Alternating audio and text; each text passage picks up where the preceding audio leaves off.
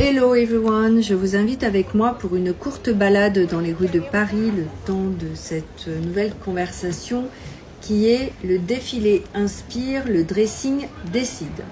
Nous avons chacune nos marques de mode préférées bien sûr, mais honnêtement entre les défilés de mode qui sont l'image et notre vie réelle, il y a souvent deux mondes.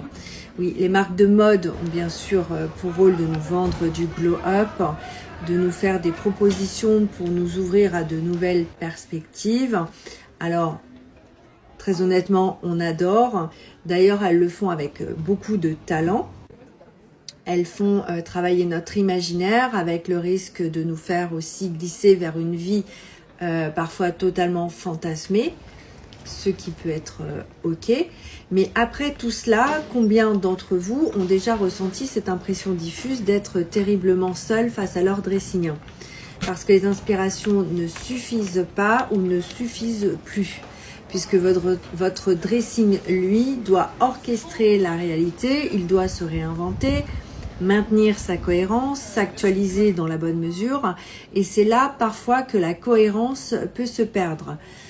Pourquoi? Parce que l'on manque de temps, on manque de créativité, on manque de motivation et on finit par renoncer face à un vestiaire qui, lui, est complètement déconnecté de notre quotidien, qui est déconnecté de nos besoins et de nos envies et surtout de nos envies.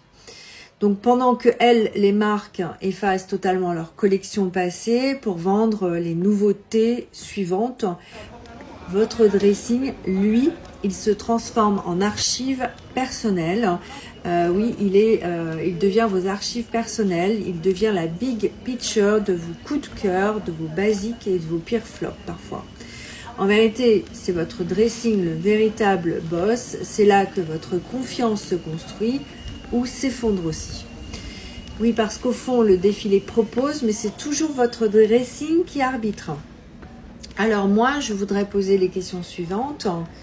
Aujourd'hui, le dressing ne serait-il finalement pas le véritable angle mort des marques?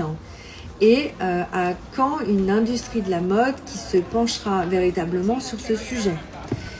Vous, qu'en pensez-vous? Dites-le-moi en commentaire. Peut-être qu'il y aura une partie 2 à cette conversation.